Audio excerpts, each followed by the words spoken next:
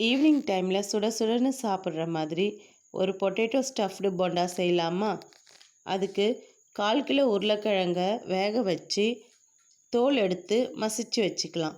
ஒரு பேனில் எண்ணெய் 3 ஸ்பூன் ஊற்றி சோம்பு 1/2 ஸ்பூன், வெங்காயம் 2 பொடியாக நறுக்குனதை போட்டு 2 பச்சை மிளகாய், பச்சை பட்டாணி 1 கப், கருவேப்பிலை 2 கொத்து, இஞ்சி பூண்டு பேஸ்ட் 1 ஸ்பூன், மசித்த உருளைக்கிழங்கையும் சேர்த்து மஞ்சத்தூள் 1/4 ஸ்பூன், கரம் மசாலா 1/2 ஸ்பூன், உப்பு 1/2 ஸ்பூன் போட்டு நல்லா வதக்கிக்கலாம். அப்புறமா கொத்தமல்லி தூவி இறக்கி ஆற வச்சிடலாம். ஆற வச்சு இந்த மாதிரி சிறு சிறு உருண்டையாக எடுத்து வச்சுக்கலாம். ஏற்கனவே ஊற வச்ச பச்சரிசி 1 கப், உளுத்தம்பருப்பு 1 கப்பு நைஸாக 1/2 ஸ்பூன் உப்பு போட்டு அரைச்சி எடுத்துக்கலாம். அப்புறம் இந்த உருண்டைங்களை மாவில் இந்த மாதிரி டிப் பண்ணி சூடான எண்ணெயில் பொரிச்சு எடுத்தால் நம்ம பொட்டேட்டோ ஸ்டஃப்டு போண்டா ரெடி.